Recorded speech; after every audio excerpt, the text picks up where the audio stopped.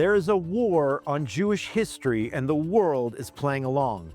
As Arabs bulldoze ancient heritage sites in Judea and Samaria, Western governments aren't condemning the destruction. They're condemning Jews for building homes next to these very places. While the IDF stops terror plots under the cover of night, foreign powers stay silent on the real threats. Today, we'll dig into the efforts to erase Jewish history and how this all ties into what's happening on the ground. Stay with us here on Judeacation. Welcome back to Judeacation here on JNS TV. My name is Josh Haston, correspondent for JNS News, and we're going to talk about archaeological terrorism in just a minute. But unfortunately, 2 Israelis were murdered this past Friday in a terrorist attack in northern Israel. It was a combined car ramming and stabbing attack carried out by an Arab terrorist who lived in a village under the Palestinian Authority near the Jenin area that's in northern Samaria, the northern Shomron. He was in Israel proper, pre-1967 Israel, illegally. He was working for several days illegally here. The assailant, identified as Ahmad Abu Arom, 34 years old, from the town of Kambacha. Again, that's in northern Samaria. That was working here and went on this murderous rampage using his car as a weapon and then using a knife as a weapon. 68-year-old Shimshon Mordechai was murdered in that attack, along with 18-year-old Aviv Maor. Israel Defense Force Chief of Staff Lieutenant General Eyal Zamir on Saturday underscored the gravity of the previous day's terrorist attack, ordering reinforcement of troops in the Central Command region. That's essentially is in Judea and Samaria. The terrorist's house has been sealed, from what I understand, and now the process goes forward with the IDF preparing to demolish the house. So that is a deterrent.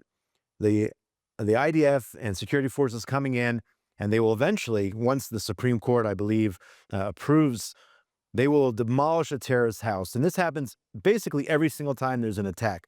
With that being said, I would argue that the government of the State of Israel has to create a true deterrence in order that a would-be terrorist who wakes up in the morning realizes it's not worth it to murder Jews. And I understand that these individuals under the PA have been indoctrinated since birth that they should grow up and be shaheeds and try to murder Jews. And of course, they're rewarded through a pay-to-slay program. This individual who survived, he was shot, the terrorist was shot, he'll now be on the PA payroll. And this is an incentive for him. So the IDF and the government really has to create a deterrence where these individuals realize it's not worth it. Whether we're talking about expelling terrorists and their families outside the borders of Israel, including Judea and Samaria, I'm going to leave that up to the professionals, those in the halls of power, but it has to happen. And I've been saying this time and time again, I don't know, for 30 years now.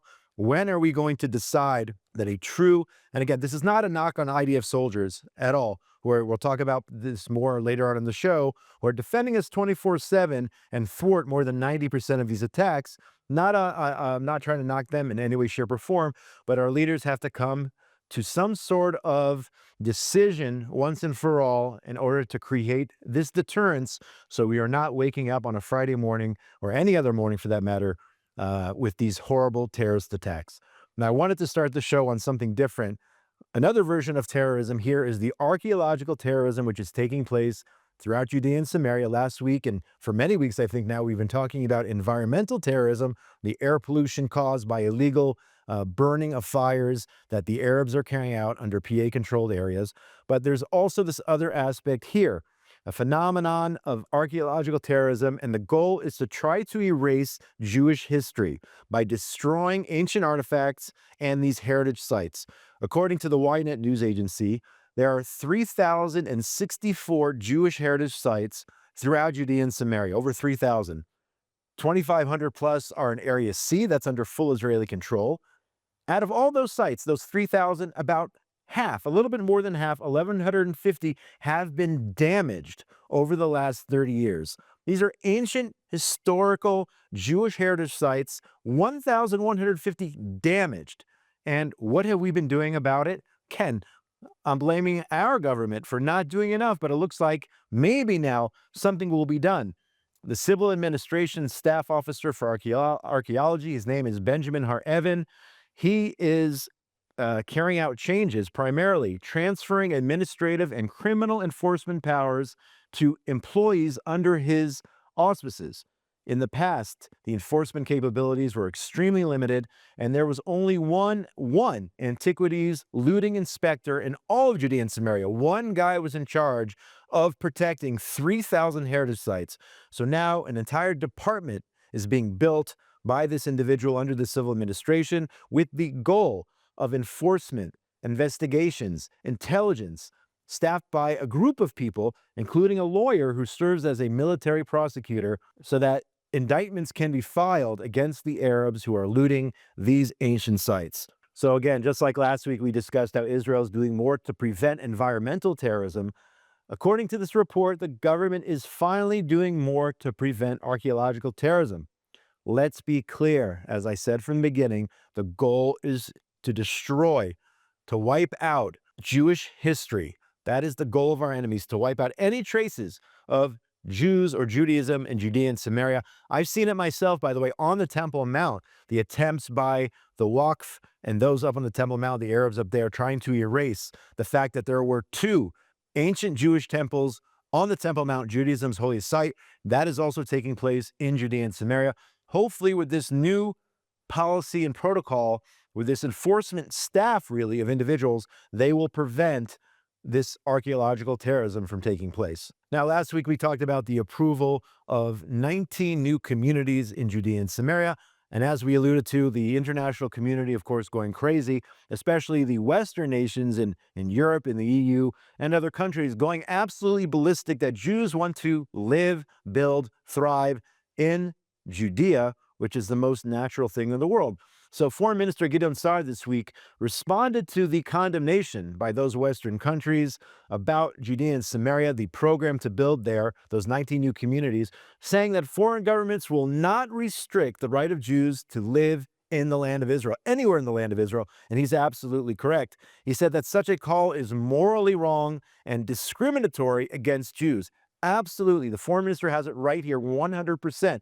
Saying Jews can live in Paris, in New York, in London, in Rome, and any other city around the world is okay, but Jews cannot live in Judea, in the Benjamin area, in Samaria. It's unbelievable that we're actually talking about this, but these are the condemnations Israel's getting from Western governments, by the way, all over the world. So Gideon Sa'ar assuring that the decision to establish 11 new communities and formally legalize the other 8, which has been considered illegal, aims to address several security threats. That's one of the reasons we're building the communities. He also said that all the communities are in Area C under full Israeli control. There's no reason we should be able to build there, and situated on state land. So they're legal communities. They're under Israeli control.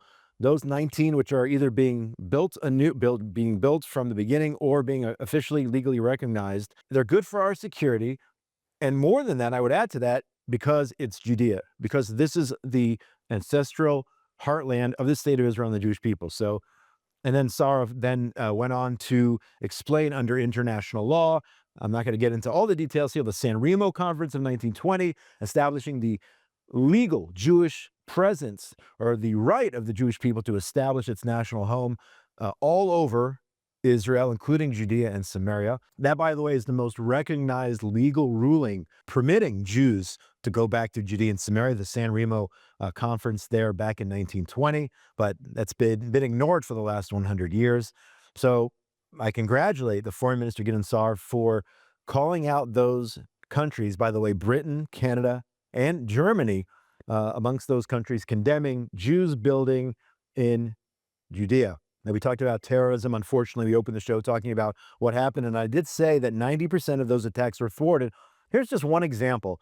I'm on the list of the IDF, the press list, getting all the information, which they publish, I would say, numerous times on any given day. Here's just one example of just an overnight for those brave men and women of the IDF. This past Wednesday evening, soldiers operating throughout different areas in Judea and Samaria. In the Jayus area, soldiers apprehended 4 terrorists operating there in advanced phases of potentially carrying out a deadly terrorist attack. So soldiers on multi-fronts there throughout Judea and Samaria, apprehending suspects, confiscating weapons or whatnot. And it's just a brief report, but it just gives you a glimpse, a snapshot really, of, number one, what our enemies are trying to do, working 24/7 to try to launch more attacks. They'd be happy if another October 7th attack happened, whether it's Hamas or the Palestinian Authority, every single day trying to murder Jews, trying to murder Israelis. And by the way, we should stop pretending this is only what happens in Gaza. Let's remember, this is Judea and Samaria. This isn't even Gaza, and it's not even Hamas, but terrorists on a nightly basis. Just one snapshot of one night where suspects were arrested, arms were confiscated, and potentially a major attack thwarted by the IDF. I suggest anyone out there on Telegram try to get the updates from the IDF and really understand what we are dealing with here on a daily or a nightly basis throughout Judea and Samaria, really protecting not only our areas, but the entire state of Israel. The Palestinian Authority, what are they busy with these days? They're not busy improving the lives of Arabs living under their jurisdiction. They're not busy making peace, that's for sure. What they are busy with, and especially and including Palestinian Authority head Mahmoud Abbas, they're busy with trying to have murderous terrorists be pardoned, namely Marwan Barghouti, the master terrorist guilty of at least, on the books, murdering 5 Israelis. So Mahmoud Abbas this past week meeting with the spouse of Marwan Barghouti as part of an official campaign for his release. Again, as I said, Barghouti sentenced to 5 life terms for the murder of 5 Israelis and for other crimes. So there you have Mahmoud Abbas, the head of the PA, meeting with Fadwa Barghouti at the presidential headquarters in Ramallah, with the former issuing a statement that Barghouti's release has always been at the top of President Abbas's agenda and that of the Fatah movement, according to the PA news agency Wafa. In August, PA deputy leader Hussein al-Sheikh said that every effort was being made to secure Barghouti's release. The statement came during a visit with other officials of the PA to the home of Barghouti's family, with that individual al-Sheikh adding that the former head of the Tanzim terrorist group, Barghouti he's talking about, represents a symbol of the Palestinian struggle. Those are his words, not mine. Barghouti is a symbol of the Palestinian struggle. So the PA leaders are absolutely clear as to what their priorities are, as to who the heroes are in their society. Terrorists. They're the heads, the symbols of the PA struggle, of course, against Israel, and that all detainees should be released. That's what the PA wants. That's what they're busy with right now, trying to get Barghouti released from his life sentence. Israeli government officials say, and by the way, he, in theory, was going to be part of the last prisoner release or one of the prisoner releases from Gaza. Israel said no. Israeli officials saying that releasing Barghouti is a major, major risk. It could reignite large-scale violence, terrorism. Israel Prison Services officials describing him as a ticking time bomb whose freedom could trigger a 3rd intifada. That's all we need right now, right? Is a complete, as bad as things might be with the daily terrorism in Judea and Samaria, the rock throwing, the fire bombs, and as we had the other day, a terrorist coming from Judea and Samaria and murdering 2 Israelis in northern Israel. Barghouti's release would be a ticking time bomb against those in the know and could trigger another, basically a war of terror against the state of Israel and the Jewish people. Marwan Barghouti belongs behind bars, even if he has these 200 useful idiots from Hollywood, I believe it was about a month ago, signing some sort of petition as if he was like a freedom fighter or a good guy fighting for, humanity and whatnot. He's a terrorist murderer, and it's a disgrace that anyone would try to have him released. And bottom line is we have to realize who the Palestinian Authority is, what their values are, what their focus is on. It is on trying to free terrorists who murder Jews. Now, I don't think I've really done this before, calling out a Jewish community for their lapse in judgment, in my opinion. Unfortunately, the community of Givat Ze'ev, that is just north of Jerusalem, they need to wake up. And I'll explain why. Border police are pressing the town officials in Givat Ze'ev to tighten its security provisions regarding PA workers. This is 2 weeks after police nabbed 7 guards suspected of helping smuggle laborers into the town. 7 guards from, I believe it was a private company. They were being bribed to smuggle these laborers into Givat Ze'ev, and they went ahead and did it, and they were caught by police. So it's usually, what I've talked about in the past is local residents, I'm thinking about Bet El, we spoke about that several weeks ago, Bet El begging law enforcement officials, police, army to do more for their security.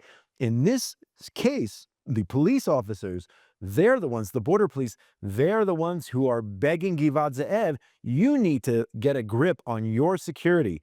So it sounds like some sort of free-for-all where you have security guards who are taking bribes to let Arab laborers in, just a porous situation there where these workers are coming in and who knows who else is coming in. God forbid, Givat Ze'ev needs to wake up. Now, the local council did respond to this request by the border police to enhance their security, saying it does not compromise on security. But this report is really damning, okay? Again, as I said, normally it's the residents who ask for more. And in this case, the police are telling them, you must get a grip on your security. It's absolutely frightening. Givat Ze'ev needs to wake up and get their act together before, God forbid, I don't even want to say what. Now, many of you out there are in the midst of the holiday season, whether you're in the U.S. or anywhere around the world celebrating Christmas and New Year coming up. But have you noticed there is a concerted attempt by Muslims and Arabs, especially under the PA and in other places in Israel, to try to turn Christians against Jews? So let's check out a story here in a London progressive publication called The New Arab. The headline reads, Israeli persecution casts shadow over Christmas in Haifa and what they say is the West Bank. According to this article, Christian celebrations across Palestine, wherever that is, I don't know, and inside Israel were marked by violence, repression, and the enduring trauma of Israel's war on Gaza, as Palestinian Christian communities attempted to observe the holiday under siege, surveillance, and occupation. So this paints a grim picture, does this New Arab media site, if that's what they are. Now, I didn't hear anything about violence on Christmas. Where are they getting their information? I'm not exactly sure. Or that Israel, if you believe this report, it sounds like Israel carried out some sort of pogrom against Christians, like an organized pogrom against Christians. And this is really called fake news. In Haifa, scenes of celebration in the Palestinian Christian neighborhood of Wadi al-Nisnas turned chaotic after Israeli police stormed the area, arresting and beating residents. Israel beat Christian residents on Christmas. That's what they're reporting, according to footage and eyewitness accounts shared online. Families preparing for Christmas were met instead with force and arrests in an incident that reflects the routine targeting of Palestinian communities, even during the religious holidays. I mean, you're talking about absolute lies and propaganda being spewed by this progressive newspaper here out of London. Here's the truth of what happened. I did a little research here. According to the Israeli police, they put out a statement here. Contrary to false claims circulating online, including in this fake news outlet, police did not raid a Christian Christmas event in Haifa. Quite the opposite. And this is what really happened. While keeping this event safe, officers stopped 3 individuals acting disorderly, allowing the festive celebration to conclude without any further disruption. And then the police go on to say, Merry Christmas to our Christian officers, communities, and friends around the world. In other words, there are Christian policemen serving as part of the Israeli police department. So what happened in Haifa? You had 3 individuals, maybe they were drinking, whatever it was, they became disorderly, and the police were called and arrested, took these 3 individuals away from the scene so that the official Christian celebrations for Christmas could be held in an orderly and respectful manner. So this publication is flat out lying, claiming there was some sort of pogrom against Christians in Haifa over the Christmas holiday. Here, this is the article continues. The crackdown in Haifa came, maybe I shouldn't even read this, but I'm going to, as Christians across Palestine, now they're not talking about Haifa, they're talking about Judea and Samaria, what they call Narnia or Palestine, whatever it is, marked Christmas amid the devastation left by Israel's onslaught on Gaza and the tightening of military control in the occupied West Bank. Of course, these are all their terms. So the onslaught in Gaza, okay? So what they're essentially saying is Israel should sit quietly after the October 7th massacre. We should not have gone into Gaza to take out Hamas. That's basically what they're saying.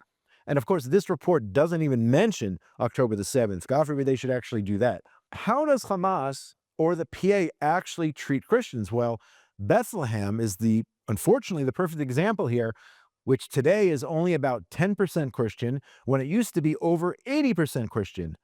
Maybe it has something to do with Muslim persecution. Not according to the progressives at this newspaper. It's always the Jews to blame. And it's this attempt to try to frame Israel as being anti-Christian. That's what they're trying to do.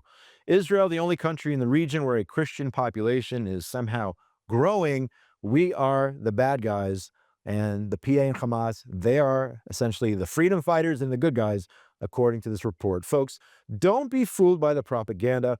Don't let them try to drive a wedge between pro-Israel Christians or Christians in general and Jews, because that is their goal. And that's going to do it, folks. That's all the time we have for this week's Judeacation here on JNS TV.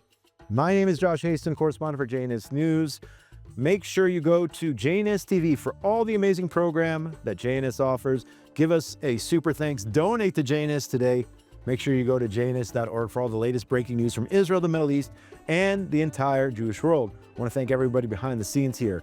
Aaron Wogelanter, Esther Eden, producer Zach Sickerman, Ryan Lifshitz, and station manager Yuri Svertsky. For those who are celebrating, wishing you all a happy New Year, happy January 1st, 2026. And we'll see you next week on Judeacation here on JNS TV.